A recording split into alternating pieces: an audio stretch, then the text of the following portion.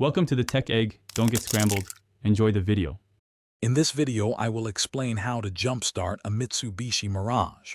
First, gather your essential tools, including a set of good quality jumper cables and a vehicle with a fully charged battery.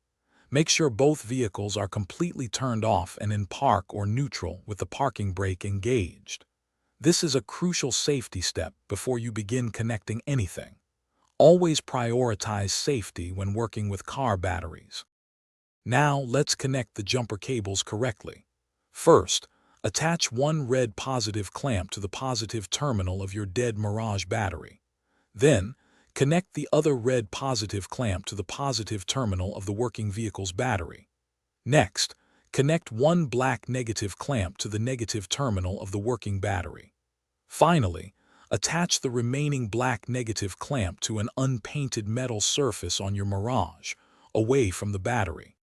With the cables securely connected, it's time to start the engines. Begin by starting the engine of the working vehicle. Let it run for about 5 to 10 minutes. This allows the donor battery to transfer a sufficient charge to your Mirage's dead battery. After this period, try to start your Mitsubishi Mirage. If it doesn't start immediately, wait another minute or two and try again. Once your Mitsubishi Mirage has successfully started, it's time to disconnect the cables in the reverse order. First, remove the black negative clamp from the unpainted metal surface of your Mirage. Next, disconnect the black negative clamp from the donor vehicle's battery.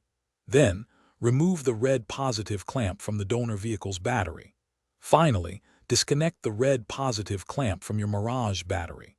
Drive your car for at least 20 minutes to fully recharge the battery. Thanks for watching. Consider subscribing if I helped unscramble your problems.